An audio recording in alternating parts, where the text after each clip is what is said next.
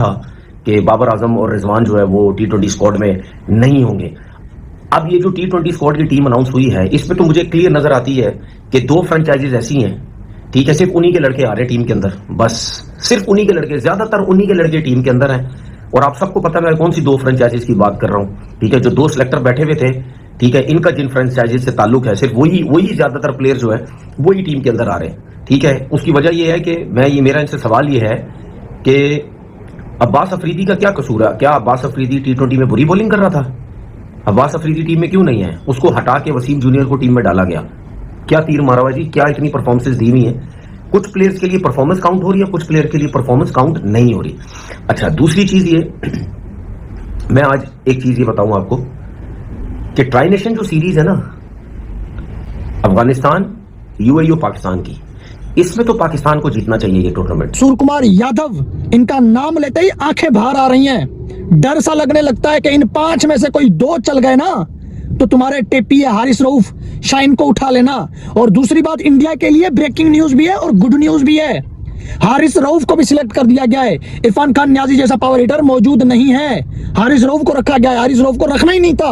हारिस रऊफ, याद रखना, तिलक वर्मा, अभिषेक शर्मा, शुभमन गिल, इनसे पहले हारिस रऊफ 50 बनाएगा। ये मैं आप लोगों को लिख के दे रहा हूं, इनसे पहले हारिस रऊफ की 50 आएगी। हाँ दोस्तों, एशिया कप 2025 से बाबर आजम और इन दोनों के बगैर आपकी टीम नहीं है कुछ भी, जो मर्जी आप बोलते रहे। तो दुआ ये करें इनकी फॉर्म वापस आए, ऊपर कंसंट्रेट करें, छोड़ दो ये 20 ओवर की क्रिकेट। भाई 20 ओवर की क्रिकेट में इस 20 ओवर की क्रिकेट में ना ग्रोसरी वालों तुम लोगों ने उसकी बैटिंग की ना मंजी ठोक दी है सारी। हमसे ज्यादा कोई बाबर को सपोर्ट नहीं करता, लेकिन मसला यह है कि एक बंदे को यह चैलेंज मिला है कि यार आपने कम बैक करना है, तो आप वो चैलेंज, बाबर नहीं परफॉर्म कर रहा, रिजवान से परफॉर्म नहीं हो रहा, तो इनको साइड लाइन पे बिठाओ। ठीक है, बाबर सिलेक्ट नहीं हुआ, कोई बात नहीं है। इंडिया भी हराएगा, श्रीलंका भी हराएगा, अफगानिस्तान भी इनको हराएगा, ठीक है। बांग्लादेश, UAE और ओमान के साथ ये मुकाबला करेंगे। सारी दुनिया को पता है बाबर आजम की फॉर्म नहीं चल रही, आप फिर उसे T20 के अंदर घुसाने के ऊपर लगे हुए हैं, क्यों कर रहे हैं आप? हारिस रऊफ, याद रखना, तिलक वर्मा, अभिषेक शर्मा, शुभमन गिल, इनसे पहले हारिस रऊफ 50 बनाएगा। ये मैं आप लोगों को लिख के दे रहा हूं, इनसे पहले हारिस रऊफ की 50 आएगी। कौन सा बाबर आजम है यार? कॉन्फिडेंस उसका शटर हुआ पड़ा है, वो बॉलर्स को अटैक नहीं करता। बाबर आजम किसी को बर्दाश्त नहीं है। बाबर आजम पैसा कमा रहा है, किसी को बर्दाश्त नहीं है। बाबर आजम के ऊपर बात करना चाह रहा हूं कि बाबर आजम पाकिस्तान के T20 स्क्वाड का एशिया कप का हिस्सा क्यों नहीं बन सके हैं। एक है ना, और लेकिन जैसे ही बाबर आजम और रिजवान की वापसी होती है वनडे क्रिकेट में, वो इतनी बुरी तरह से हारते हैं कि जिसका अंदाजा किसी ने नहीं लगाया था। 34 साल बाद कोई ODI series Pakistan West Indies से हारा है, तो ये बहुत ही शर्मनाक था। लेकिन फिर भी तनवीर अहमद को इनसे उम्मीद है कि इनकी जो वापसी थी वो एशिया कप में हो जाएगी, लेकिन ऐसा नहीं हो पाया। पाकिस्तान के कोचेस ने और वहां के टीम मैनेजमेंट ने बाबर आजम और मोहम्मद रिजवान को बाहर का रास्ता में एक अरसे बाद कोई टूर्नामेंट खेलने जा रहा है। दोस्तों, एशिया कप 2025 से बाबर आजम के बाहर होंगे तनवीर अहमद पूरी तरह से बौखला गए हैं। वो कहते हुए नजर आ रहे हैं कि हम किसी भी हालत में बाबर और रिजवान के बिना एशिया कप नहीं जीत सकते। उन्हें ऐसा चैंपियंस ट्रॉफी 2017 में उस विनिंग टीम में बाबर आजम उसका हिस्सा थे और विराट कोहली भी इंडियन साइड से हिस्सा थे।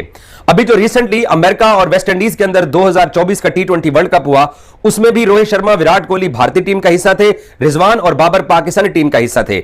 अब दोनों टीमों के अंदर 2 बड़े नाम नहीं है, नसीम शाह भी पाकिस्तान की टीम का हिस्सा नहीं है।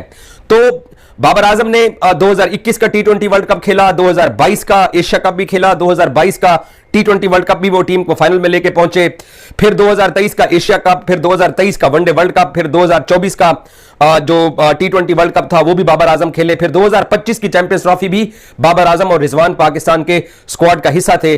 और बदकिस्मती से पाकिस्तान 2025 की चैंपियंस ट्रॉफी में भी कुछ नहीं कर सका। तो एक तरह से पाकिस्तान के अंदर भी और पाकिस्तान से बाहर भी जितने भी क्रिकेट फैंस हैं वो उनकी ये डिमांड हो गई थी कि यार बाबर नहीं परफॉर्म कर रहा, रिजवान से परफॉर्म नहीं हो रहा, तो इनको साइड लाइन पे बिठाओ। सबको पता है और ये पता ही था कि बाबर आजम और रिजवान जो है वो T20 स्क्वाड में नहीं होंगे।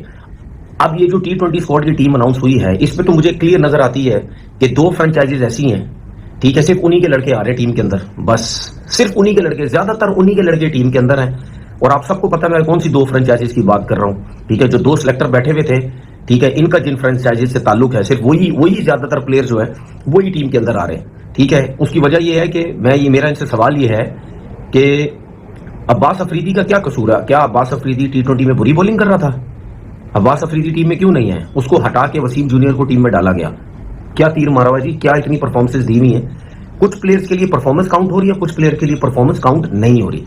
अच्छा, दूसरी चीज ये, मैं आज एक चीज ये बताऊं आपको कि ट्राई नेशन जो सीरीज है ना, अफगानिस्तान, यूएई और पाकिस्तान की, इसमें तो पाकिस्तान को जीतना चाहिए ये टूर्नामेंट। सूर्य कुमार यादव, इनका नाम लेते ही आंखें बाहर आ रही हैं। डर सा लगने लगता है कि इन 5 में से कोई 2 चल गए ना तो तुम्हारे टेपी या हारिस रऊफ, शाइन को उठा लेना। और दूसरी बात, इंडिया के लिए ब्रेकिंग न्यूज भी है और गुड न्यूज भी है।